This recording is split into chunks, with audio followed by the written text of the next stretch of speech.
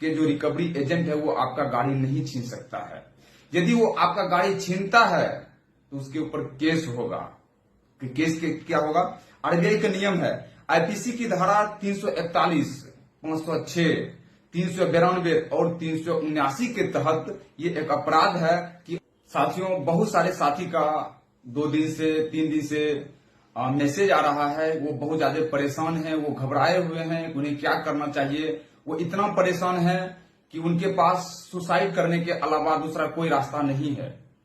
ये वीडियो उन लोगों के लिए बहुत ही खास होने वाली है जो खास करके गाड़ी लोन लिए हैं।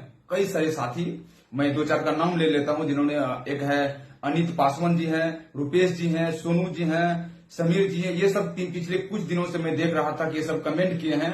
इनका गाड़ी का लोन था और गाड़ी का लोन गाड़ी वाले ने खींच लिया, गाड़ी को खींच लिया, जिसकी वजह से ये परेशान है। अब इन्हें क्या करना चाहिए? यदि आप गाड़ी लोन लिए हैं और आपका गाड़ी लोन चल रहा है या गाड़ी खींच लिया है तो इसमें आपको क्या क्या करना चाहिए, मैं 3-4 चीज मोटी मोटी बता देता हूं कि आपको अब इस कंडीशन में क्या करना चाहिए। सबसे पहली बात कि आप कहीं से भी गाड़ी लिए हैं, किसी भी बैंक से लिए हैं, किसी भी एनबीएफसी कंपनी से लिए हैं, बैंक से लिए हैं, कोई मायने नहीं रखता है। मायने ये रखता है कि वो आरबीआई के नियम का पालन करता है या नहीं। आरबीआई का नियम क्या कहता है कि यदि आप लोन लिए हैं और जेन्युइन कारण है, आप नहीं भर पा रहे हैं, तो बैंक के जो रिकवरी एजेंट है वो आपका गाड़ी नहीं छीन सकता है।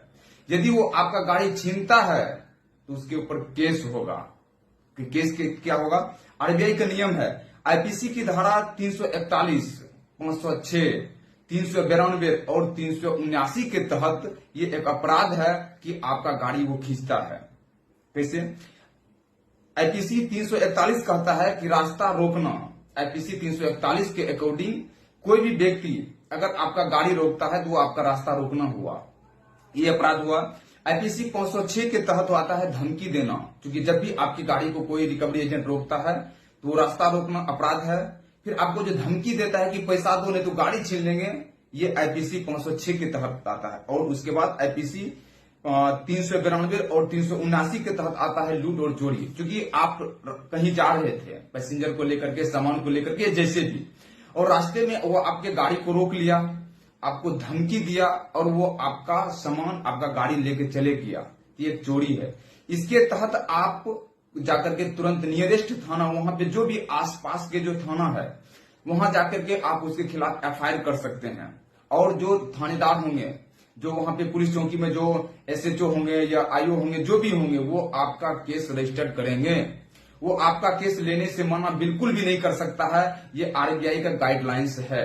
अगर वो केस नहीं ले रहा है, इस कंडीशन में आप क्या करेंगे मैं वो भी आपको बता देता हूं। आप कोर्ट जाएंगे, एक वकील करेंगे, वकील करने के बाद आप उस पर एफआईआर दर्ज करेंगे। जो भी घटना घटी है इसके तहत आप अपनी पूरी ब्यौरा बताएंगे, उस पे होगा।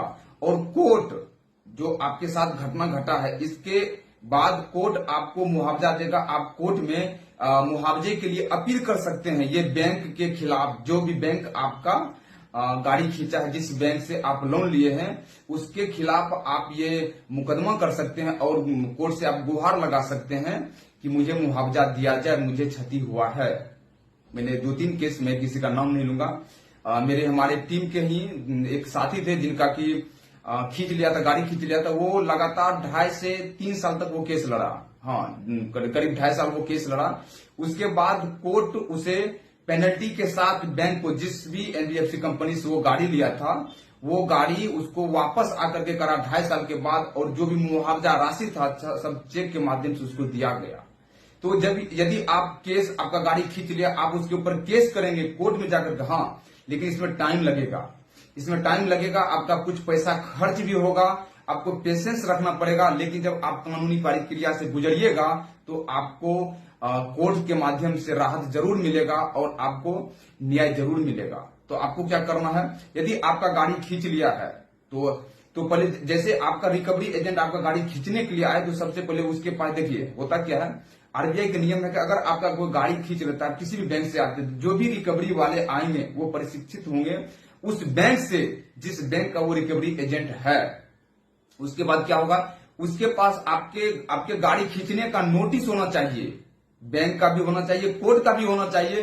कोर्ट उसको ये आदेश दिया है या लोक अदालत ये आदेश दिया है कि वो आपकी गाड़ी को खींच सकता है। ऐसे नहीं कि आपका एक ईएमआई बाउंस हुआ और जाकर के रिकवरी एजेंट रास्ते से गाड़ी उठा लिया, ऐसा नहीं हो सकता है।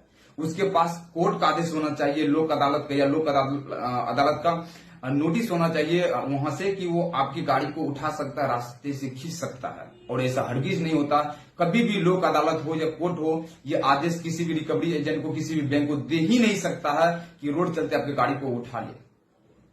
तो ये सबसे पहले जानना है कि जब भी कोई रिकवरी एजेंट आपके गाड़ी को रोके रास्ते में कि मुझे पैसा दो, तो उसको कहना भैया आप मेरा गाड़ी रोक रहे हो, गाड़ी छीनने की बात कर रहे हो, आप मुझे बताओ कि कोर्ट का आपके पास नोटिस कहाँ है मेरे गाड़ी के खिलाफ, या लोक अदालत का नोटिस कहाँ है, नोटिस दो।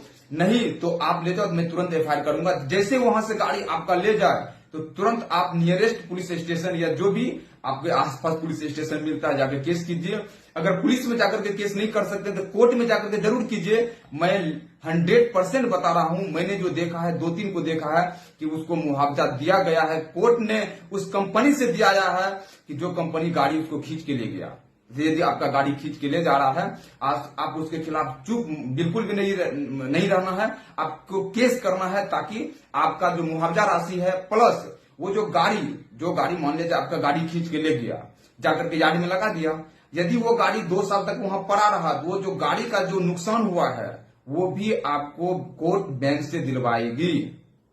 ये सब आपको मिलेगा, ये सब अधिकार आपको पता होना चाहिए। तो मैंने मोटा मोटी गाड़ी के ऊपर बता दिया। फिर भी अगर यदि आपको कोई डाउट हो, परेशान कर रहा है या कुछ भी हो, आप मुझे कमेंट कीजिए, मैं कोशिश करूंगा अगली टॉपिक जो होगी बैंक से संबंधित, लोन से संबंधित या harassment, recovery agent, NBFC company, जो भी आपको प्रॉब्लम है आप मुझे कमेंट कीजिए। कॉमन सवाल रहा तो मैं इस पे जरूर एक खास वीडियो बनाऊंगा ताकि आपको राहत मिल सके। बस